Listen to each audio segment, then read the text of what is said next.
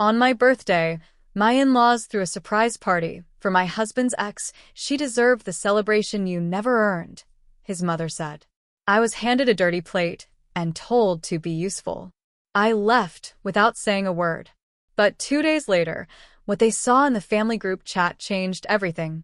I turned 34 last week. My birthday fell on a Thursday this year, and I didn't expect anything huge. My husband Eric isn't big on birthdays, and honestly, neither am I. But still, I thought he'd at least do dinner or bring home a small cake. Something to show he remembered. Instead, he told me we had to stop by his parents' house in Glendale after work. He said his dad needed help with something on the car, and Eric had promised we'd swing by. I asked if we could just go over the weekend instead. He said it would only take a few minutes. I should have known something was off. His tone was weird, too casual. And when I asked if we could maybe do something for my birthday later that night, he just muttered, "Yeah, sure." So I changed out of my work clothes and into something comfortable. Jeans. A hoodie. No makeup. My hair was a mess. I figured we'd be in and out. When we got to the house, I noticed a lot of cars parked outside. At first, I thought maybe it was a neighborhood thing. But the second we stepped through the front door, I heard cheering. And then I saw her. Marissa, Eric's ex. She was standing in the middle of the living room, holding a glass of champagne, wearing this tight red dress like she was walking a red carpet. Everyone was surrounding her, laughing, smiling, clapping. I froze. I didn't understand what I was looking at. There were balloons, streamers, a banner that said, "You'll always be family." A giant cake on the table that had her name on it. I looked at Eric. He didn't say a word. Didn't even look surprised. That's when his mother walked up to me. She looked me up and down, like she was embarrassed by the sight of me, and said, "She deserves this. Something you never earned." Then she handed me a dirty plate and said, "Make yourself useful." I don't remember what happened for the next few seconds. My ears were ringing. I just stood there, staring at the plate in my hands like it wasn't real. I didn't cry. I didn't scream.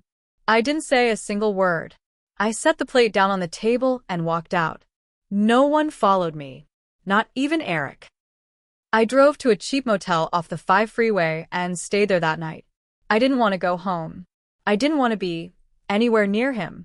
He didn't call. He didn't text. The next morning, still nothing.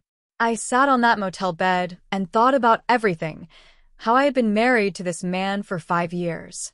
How his mother never liked me because I wasn't traditional. Because I worked long hours. Because I didn't want kids right away. Marissa was the opposite. Sweet, polite, stayed home to take care of her dog and paint watercolors.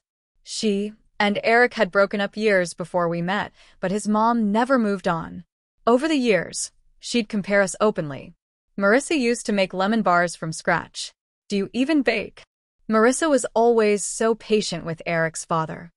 Marissa helped me plan my 60th birthday party. She was so thoughtful. I used to laugh it off.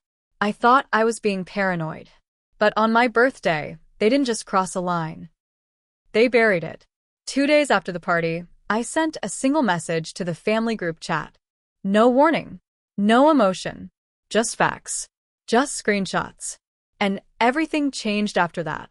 After I left the motel, I went back to our apartment, half expecting Eric to be gone.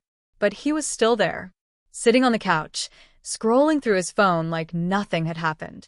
Like I hadn't just been humiliated in front of his whole damn family.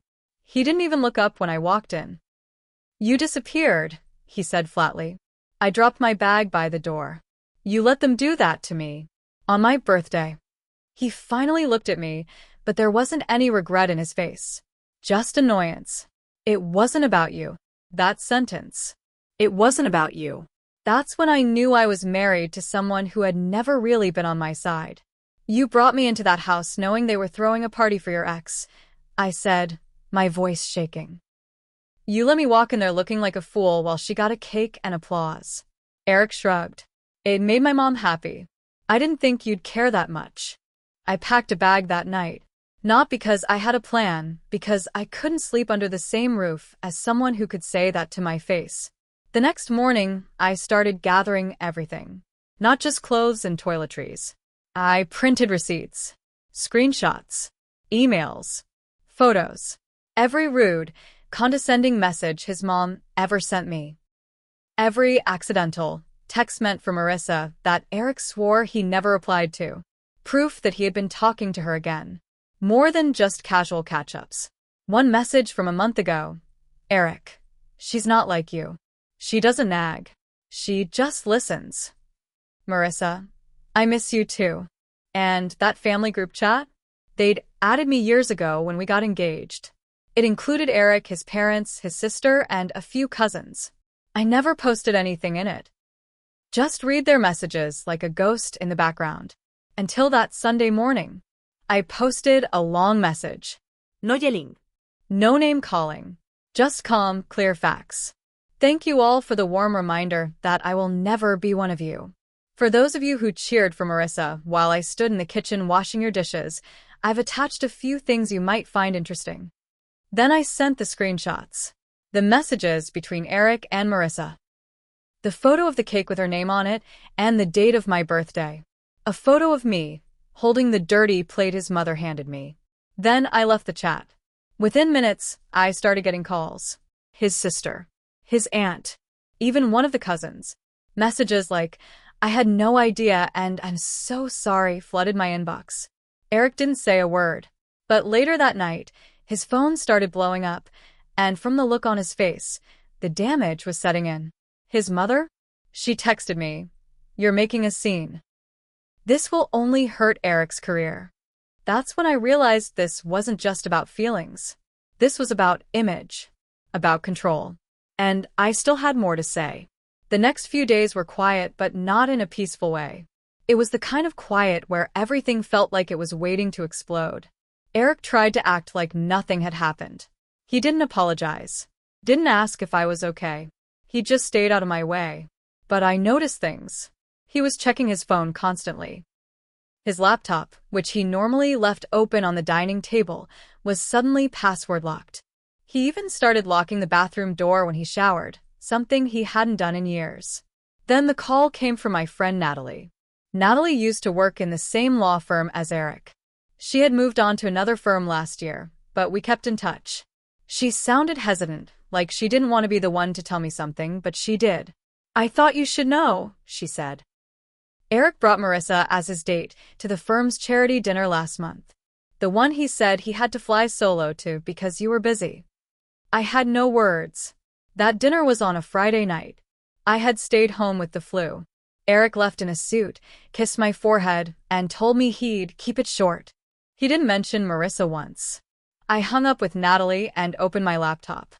I pulled up the charity's public Facebook page and scrolled through the event photos. There it was, photo number 44. Eric and Marissa, smiling, her hand on his chest like she owned it. That was the moment the narrative flipped. This wasn't just about his mother throwing a party for his ex. This wasn't just about disrespect. Eric had never stopped seeing her. And his whole family, his mother at the very least, knew. Suddenly, little things made sense. The coldness from his mom. The random times Eric was working late. The nights he said he was staying with a colleague in Santa Monica because of early meetings. I called a lawyer the next morning. But I didn't tell Eric. Not yet. Instead, I went to dinner with Natalie and another old friend of ours, Brian, who also used to work with Eric. Over drinks, I asked casual questions. I played it cool. But the more I asked, the more I learned. Turns out Eric had quietly been pushing for a promotion, and the firm had some very strict family values. They were big on image, especially for public-facing partners. Married. Stable. Trustworthy. He'd been using me as a cover. I was his respectable wife. The one who kept a clean record. The one who could attend fundraisers and pose for Christmas cards. Marissa? She was the affair. The emotional escape. The nostalgia. And now that his promotion was pending, he was trying to play both sides. Until I posted those screenshots. Turns out, a few of his coworkers were also in the family group chat. A couple of his cousins worked in local media. And people talk. The fallout hadn't even started yet. But it would. I waited a full week before serving him the papers. I had everything ready, thanks to my lawyer, who moved fast once I showed her the text messages, photos, and timelines. In California, infidelity doesn't always matter in divorce court, but image does. And since Eric was gunning for partner at a firm that bragged about its family-first values, I made sure to carefully time my next move. I didn't serve him at home. I served him at his office.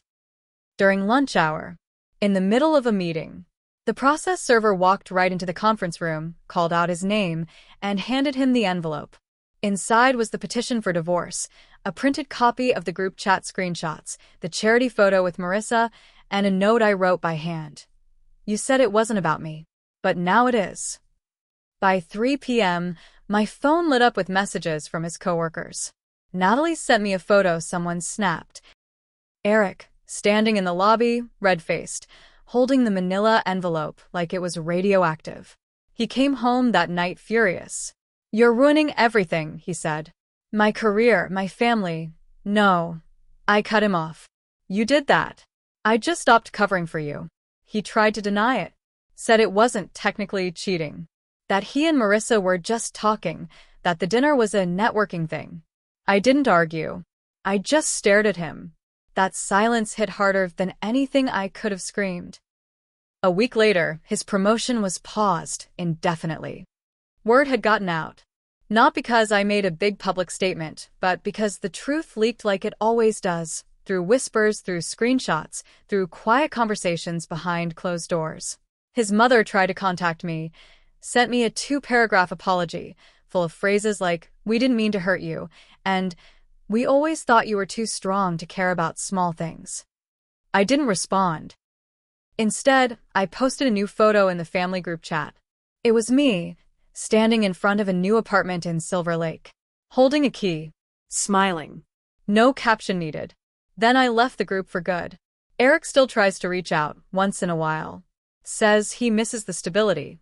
Says he never meant for it to go this far. But what he means is, he never thought I'd leave. He never thought I'd stop protecting him from the mess he made. His ex, Marissa? She posted a cryptic quote on Instagram 3 weeks later. Be careful helping someone destroy someone else. You're next. I don't know if they're still together. I don't care. What I do know is this. On my birthday, they threw a party to humiliate me. But what I gave them in return was a truth so sharp, it cut through every lie they built their lives on. And I didn't have to scream. I didn't have to beg. I just walked out and let the truth do the rest.